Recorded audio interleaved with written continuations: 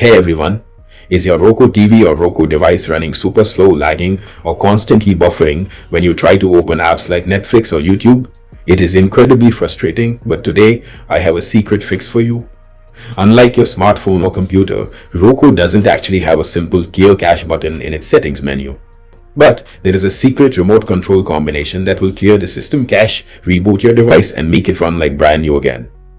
Let me show you exactly how to do it. Alright, so first, make sure your TV is turned on and you are on the main Roku home screen. You don't need to go into any settings for this. Grab your Roku remote. We are going to press a specific sequence of buttons. You need to do this at a normal speed, not too fast, but don't wait too long between presses either. Let's go through the buttons first before we do it together. Here is the secret code you need to press. First, you will press the home button exactly 5 times. Then, press the up directional arrow exactly 1 time. Next, press the rewind button 2 times.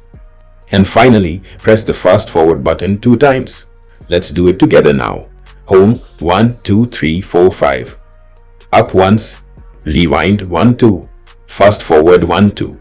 Now, just put your remote down and look at the screen.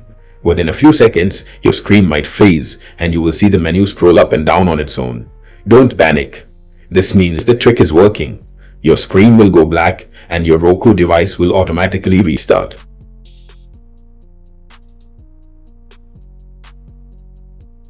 It is wiping all the temporary junk files and clearing the memory. Once it boots back up to the home screen, your apps will load much faster and that annoying lag will be completely gone.